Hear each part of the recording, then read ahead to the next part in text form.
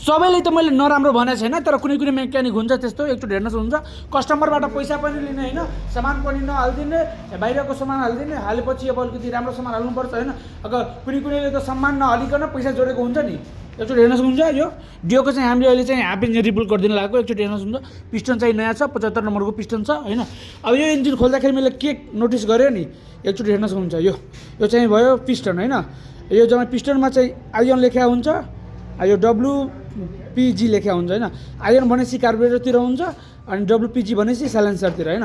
अनि यसमा के थियो, यो बाइकको स्कुटरको इन्जिन खोल्दाखेरि मैले के हेऱ्यो, जुन आइएन लेखा छ त्यो कार्बोरेटर इनलेट जेललाई भन्छ, इनलेट भल्भ, त्यो चाहिँ साइलेन्सरतिर थियो।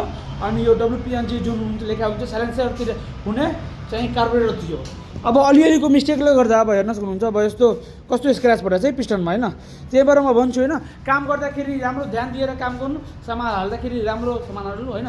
अब कस्टमरको बजेट अनुसार राम्रो सामान सबै नै हाल्नु, तर त्यो फटाक काम नगर्नु, सामान नहालेर पैसा जोड्ने, मैले यो हालिदिएछु त्यो हालिदिएछु भन्ने नगर्नु है सबैजनाले।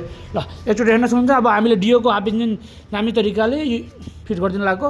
पिस्टन भइसक्यो, हेड पनि यता हेड पनि फिट गरेर राखिसकेको छौँ हामीले होइन। भेल पनि नयाँ छ होइन, अझै छ त्यही हो होइन।